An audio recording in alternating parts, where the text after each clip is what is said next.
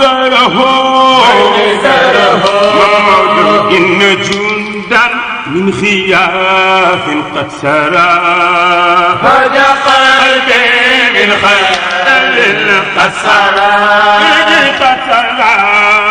وثقاني قد جفا كيف الكرى قلت أين مني أين منه من اللقاء من لقاء سنغال أين موضوع أين ميسي من اللقاء من لقاء سنغال سيدي أحمد سيد. Mesdames, Messieurs, bienvenue à ce deuxième numéro du journal du Gamou. Tout de suite le sommaire.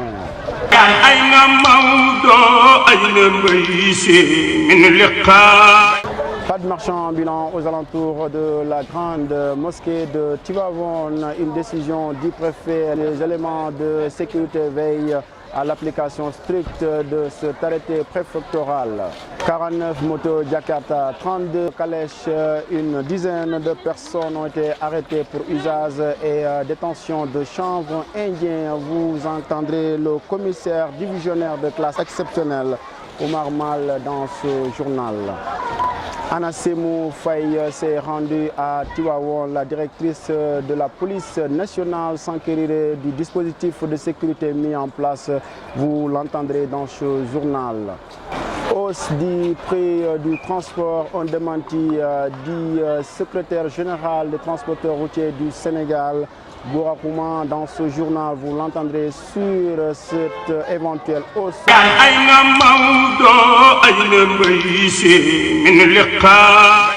Bienvenue à toutes et à tous. Pas de marchands ambulants aux alentours de la grande mosquée de Tivaouane, tel en a décidé le préfet qui a sorti un arrêté. Je vous propose d'écouter le commissaire Mamadou Ndour. Il est avec El Hadj Mbaye. Là, c'était des mausolées et sur la rue de Palamay. Le maire de la ville s'était proposé de diriger une tente ici afin vraiment d'accueillir d'éventuels. Ce n'est pas dû au fait que l'arrêté pose problème d'application. L'arrêté est appliqué. C'est le fait que les gens n'ont pas voulu aller là-bas, ils ne sont pas là. Voilà. Certainement peut-être l'attente est mal placée par rapport à Pinayo. Mais nous, si sûr et certain, vous allez sur le Parlement, interdit la vente, vous allez au niveau du secteur de mausolée. Hier nuit, j'ai fait au moins 4 opérations ponctuelles, n'est-ce pas, pour nous enlever les éventuels marchands qui étaient restés là-bas. Donc la mission c'est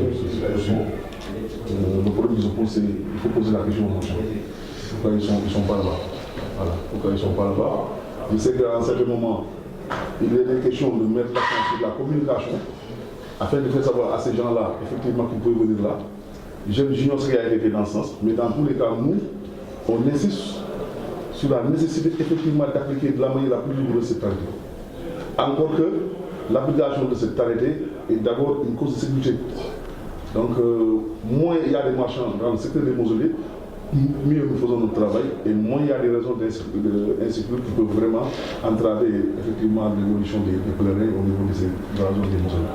49 motos Jakarta, 32 calèches, une dizaine de personnes ont été arrêtées pour usage et détention de chanvre indien. La police tire son bilan en mi-parcours de son travail. Je vous propose d'écouter le commissaire divisionnaire de classe exceptionnelle, Omar Mal. Il est avec El Hadj Mbaye. Le dispositif est là, avec tous les éléments qui le composent. Et les gens travaillent bien avant le bourg et jusqu'à nos jours et continuent de le faire jusqu'après le Gamou. Non, les arrestations, ce n'est pas des arrestations massives comme c'est le cas par exemple, comme c'était le cas à Touba par exemple. À Touba, il y a eu des opérations de sécurisation en amont, donc par rapport donc, à l'événement. Il y a eu beaucoup d'arrestations, ce n'est pas le cas ici. Aujourd'hui, c'est des cas vraiment ponctuels qu'on a eu, donc des cas isolés. Mais dans le cadre d'une opération d'envergure, pratiquement, on peut dire que la situation est sous contrôle. Selon le commissaire, il y a 39 motos Jakarta immobilisées, en fourrière, et 32 calèches immobilisées. Comparé aux chiffres qu'on a eu donc à Touba, donc pratiquement ça c'est rien du tout. Bon, on a eu combien de détention de chanvre indien 5, détention et usage de chanvre indien 5, détention et trafic de chanvre indien 2, vérification d'identité 18, vol 2, IPM 1, usage de produits cellulosiques 1. Donc toujours encore, je le répète, comparé donc à ce qui s'était passé donc à Touba, à la veille ou l'avant-veille, il y a vraiment une nette différence. À Touba, à l'avant-veille du Magal, on a eu véritablement d'importants cas d'interpellation et de saisie de drogue. Anna Semou s'est rendue à Tivaouane. La directrice de la police nationale faisait la revue du dispositif de sécurité mis en place par ces hommes. Je vous propose d'écouter Anna Semou Faye au micro de El Hadj Mbaye. Je suis venue ce matin rendre vraiment une visite à mes collaborateurs qui sont déjà là sur le terrain. D'abord, rendre visite plutôt. Voir avec le directeur de la sécurité publique, qui est maître d'œuvre, je le rappelle toujours, mais qui est toujours accompagné du directeur du groupement mobile d'intervention, voir avec eux, faire une revue, n'est-ce pas, du dispositif qui a été mis en place et qui doit permettre de sécuriser davantage tous les citoyens, voir en tout cas vraiment ce qui a été mis en place. Et comme j'avais eu l'occasion de le dire pour Touba, d'entrée de jeu, je suis vraiment très satisfaite. Il n'y a pas de hausse du prix du transport, c'est la déclaration faite par Gora Khouman, le secrétaire général des transporteurs routiers du Sénégal. Il demande aux chauffeurs de respecter le contrat social. Écoutons Gora Khouman avec El Hadj Mbaye. Oui, nous n'avons pas encore noté une hausse sur le prix des transports, puisque nous avons fait un appel par rapport à la situation, puisque nous avons bénéficié d'une diminution sur le prix du carburant et que les populations aussi doivent aussi pouvoir savourer de ce bonheur. Comme en période de Magal ou de Tivaouane, c'est-à-dire Gamou ou bien Tabaski, on a noté toujours des hausses sur le tarif. Mais trop c'est trop, nous avons dit qu'en cette période de Gamou, nous avons eu le privilège, d'après notre combat syndical devant les autorités, surtout le président de la République, et il en est conscient pour pouvoir réduire ce projet. Donc tout le monde doit jouer son rôle en attendant la sortie de la proposition des tarifs de l'État.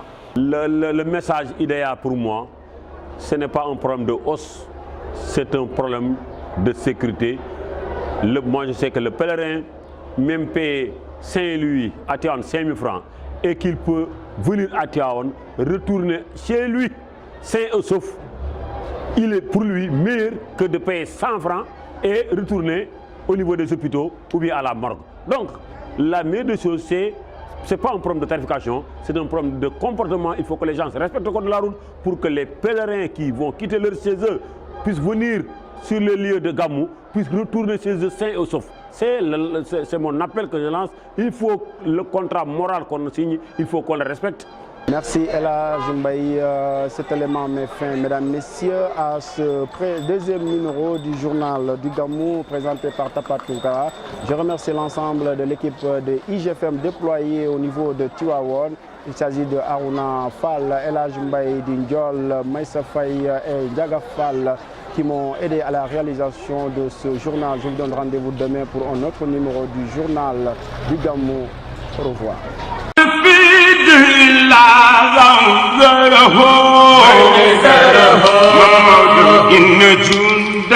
من خياف قد سرى هدى قلبي من خيال قد سرى وثقاني قد جفا طيف الكرى قلت أين مني أين منه من اللقاء سنغال أين موضوع أين ميسي من اللقاء